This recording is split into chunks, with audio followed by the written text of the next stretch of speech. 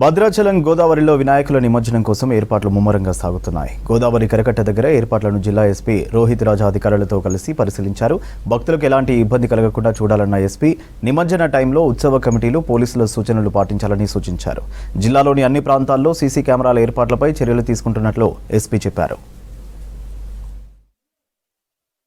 Panchayati Raj, electricity, అదేవిధంగా irrigation వీళ్ళందరూ అధికారులు కూడా రావడం జరిగింది. ఈసారి సుమారు ఇప్పటివరకు 170 to 200 ఐడల్స్ ఇమర్షన్ జరిగాయి.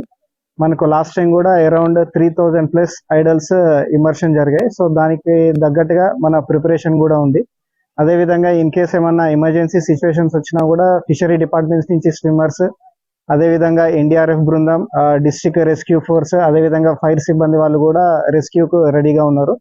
సో ఇటువంటి ఏమైనా అన్ఫోర్సీన్ కండిషన్స్ వచ్చినప్పుడు ఈ టీమ్స్ అన్ని కూడా రెస్క్యూ చేయడం జరుగుతుంది. అదేవిధంగా భక్తులకు కూడా విజ్ఞప్తి ఏంటంటే లైక్ ఈ డీజే సౌండ్స్ కానీ ఇటువంటి ఏం లేకుండా కూడా ప్రశాంతంగా వచ్చి నిమజ్జనం చేసుకొని భక్తి శ్రద్ధలతోటి మనం ఈ కార్యక్రమాన్ని దిగ్విజయం చేయాలని కోరుకుంటున్నాం.